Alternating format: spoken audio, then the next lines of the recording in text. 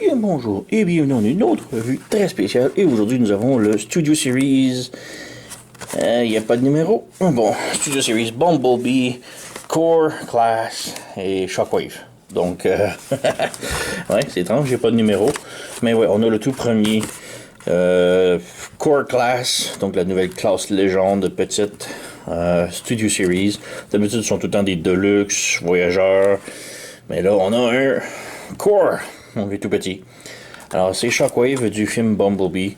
Alors, on le voit quelques secondes dans le film et c'était en masse pour qu'on ait une figurine. On a le mode robot, mode tank, donc il se transforme en H-Tank. C'est vraiment pas mon type de tank préféré. Même que je déteste les H-Tank, je trouve, mais bon, on reviendra. 13 étapes, c'est un petit peu énorme, mais bon. On a une nouvelle boîte ici, donc pas de vitre en plastoc. C'est juste ça. Donc, ouais, on ne perdra pas de temps avec la boîte. Bon. Donc, on a des trucs Lego ici que personne lit, qu'on s'en fout. On a un petit background ici. Donc, on a la ville Cybertronian avec Bumblebee ici, un robot rouge, ici c'est Ratchet. On a quoi ici? Skywarp et peut-être Blitzwing. J'en sais rien. On a Shockwave ici. On met de côté. On a les instructions. Donc, transformation hyper facile. C'est rien qu'on a déjà vu, qu'on n'a pas vu avant. Donc, c'est très simple. Alors, ouais. 13 étapes. Et, ouais, c'est ça. Mais on a la figurine. On va bouger un petit peu la caméra puisque elle est très petite. Mais la figurine, elle est vraiment très bien. Là. Beaucoup de petits détails dessus. Là. On a son arme ici tout d'abord. On peut lui enlever. Donc on a son canon. Je suis pas un fan du petit bout canon. Là. J'aime ça quand c'est le gros type de canon. Là, mais quand même bien.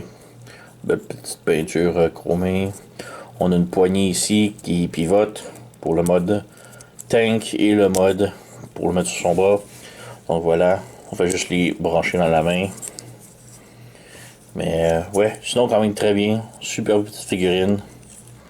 On a la tête ici avec l'œil jaune. Elle peut simplement pivoter gauche et droite. Il n'y a pas de rotation haut et bas. On a ici le torse qui est... voilà, de mal branché.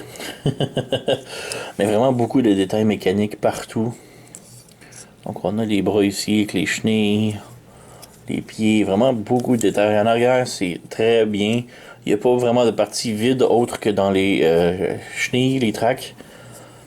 Donc, ouais. Quand même très bien. Même mieux. Pour un petit légende, là, vraiment superbe. Petite comparaison ici. Je ne savais pas trop avec quoi comparer. Alors, j'ai ici le New Age Shockwave, qui est plus ou moins la même taille. On a ici le Beast Hunter Shockwave. Lui, je l'ai pris spécialement pour montrer que... Au début, je pensais que c'était exactement la même transformation, mais il y a des petites différences, mais c'est très similaire. Et on a ici le Titan's Return Shockwave. Donc, voilà. Donc, comme je dis, ces deux-là, on partage plus ou moins les mêmes transformations, mais ils ont des différences. J'étais persuadé que les deux étaient très similaires, mais on va y revenir pendant la transformation. Donc, ouais, justement, transformation. Ah, ben, peut-être l'articulation, comme je dis, la tête pivote gauche et droit, bas joint au bras ici. On a double pivot et double rotation. Une en haut du coude et l'autre en dessous du coude. Et le coude peut plier les deux côtés, là, à peu près 90 degrés, un petit peu moins de 90 degrés. On n'a rien à la taille. Les jambes peuvent faire la split. On peut aller de l'avant un petit peu. De l'arrière, beaucoup mieux. On n'a pas de rotation ici sur les cuisses. Le genou plie 45 degrés, c'est pas beaucoup. Et cheville peut juste aller haut et bas. Donc, ouais, un petit peu limité. Mais bon, c'est pas si mal. Donc, ouais, transformation, comme je dis, très simple. Tout d'abord, on pivote la tête de l'autre côté, comme ça, vers l'arrière. On enlève son arme. On peut tout de suite bouger le petit connecteur ici vers l'arrière. Les bras ici, on les amène vers l'arrière. Et on a un petit connecteur juste ici qu'on vient brancher. Voilà, comme ça. Et on ramène ça vers l'arrière. Donc la même chose ici. On ramène, on connecte ici. Voilà. Comme ça. Ensuite, on vient débrancher le torse ici. On lève et on ramène vers le bas ici. Entre les jambes. On ramène ici. On peut plier les genoux ici. Voilà, ben, en haut des genoux, disons. Voilà, comme ça. Et on ramène le torse ici et on vient brancher en dessous le plastron. Les abdominaux plutôt. Comme ça. On prend la tête ici. On ramène vers le haut. On bouge les bras pour que ça puisse passer, là, mais on ramène ça ici et ça va connecter. Voilà, ça vient de brancher. Les pieds, on les met en pointe. En pointe. Et là, sur le côté du plastron, on a les petits pegs. C'est un petit peu difficile à voir, là. On vient brancher sur les jambes, comme ça. Même chose de l'autre côté. Voilà, comme cela. Et finalement, on a ici un petit connecteur sur les jambes qui vont se connecter sur les épaules. Voilà. Même chose de l'autre côté. Ici, comme ça. Donc, on a le tank plus ou moins complété. Tout ce qui reste à faire est de brancher le canon en arrière de la tête. On a un trou. Donc, on vient brancher ici. On pousse. Et voilà, on a le tank complètement assemblé. Donc, ouais, c'est pas le meilleur look, disons. Alors, c'est cela. Il n'y a pas de roue, malheureusement. Donc, ne roule pas. Ça glisse, c'est tout.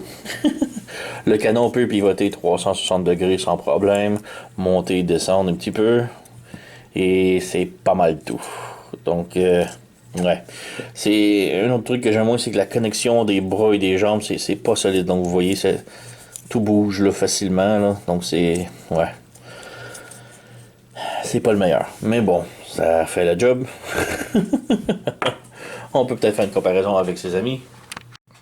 Donc la seule comparaison que je voulais faire ici, c'est avec le Shockwave Beast Hunter. Donc très similaire. C'est un RH tank aussi. Mais bon, les threads, les tanks, les chenilles en arrière ici sont des ailerons de backpack. Mais les jambes sont très similaires placées. On a la même chose, la même gimmick avec le plastron en avant ici. Et celui-ci aussi. Oups. Donc c'est très similaire mais différent. Puisque lui, les bras, un des bras est ici, l'autre bras est sur le dessus, alors que lui, les bras sont les chenilles à l'arrière. Donc comme je dis, c'est très similaire. Au début, je pensais que c'était même le même genre de... Un remold, un remoulage. Mais non, même s'ils partagent un peu la même ingénierie, ils sont très différents. Donc, ouais.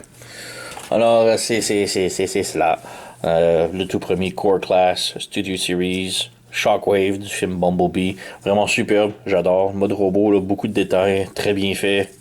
Très solide, malgré que les jambes un petit peu sont lousses sur le mien. C'est très facile à fixer. Mais ouais, sinon, bon, le H-Tank, c'est pas mon fort, mais il est quand même très bien. Beaucoup... le truc que j'aime pas, comme je dis, c'est pas très solide. Là. Les membres ici, ça bouge facilement. Là. Donc si vous le manipulez, faites attention. Mais sinon, très bien. Donc, ouais, j'ai découvert ça dans une boutique locale ici à Montréal. Donc, cherchez vos boutiques à vous. Ils devraient commencer à sortir dans les magasins. Et, ouais, sur ce, vous connaissez la chanson. Likez, subscribez, laissez un commentaire, blablabla. Et moi, je vous remercie d'avoir écouté. Et on se revoit à la prochaine.